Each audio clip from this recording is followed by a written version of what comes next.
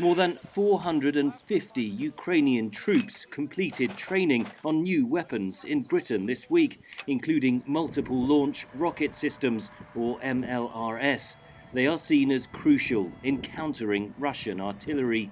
Because it's a tracked vehicle, their rocket systems are wheeled. It's going to give them more mobility, which is going to aid in their survivability. Britain and the United States have supplied several MLRS to Ukraine, alongside other heavy weapons, howitzers, armoured vehicles, drones, air defence and missile systems.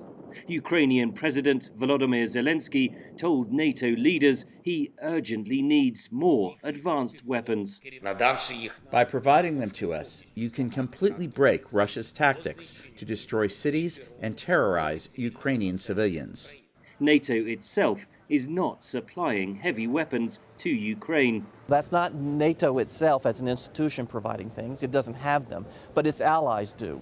And so NATO has been very supportive of allies providing that assistance if they can. There's an absorption rate and a training rate that has to be met as well in terms of timing. And that's what we're seeing play out.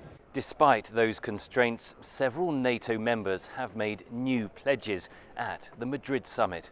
US President Joe Biden said an additional $800 million of military support was on its way to Ukraine, with over $7 billion pledged so far by the administration. Including new advanced Western air defense systems for Ukraine, more artillery and ammunition, counter battery radars, additional ammunition for the HIMARS multiple launch rocket systems we've already given Ukraine, and more HIMARS coming from other countries as well. Britain Thursday pledged an extra $1.3 billion in military aid, taking its total contribution to $2.8 billion. France said it plans to send 6 additional self-propelled Caesar long-range artillery systems, taking the total to 18.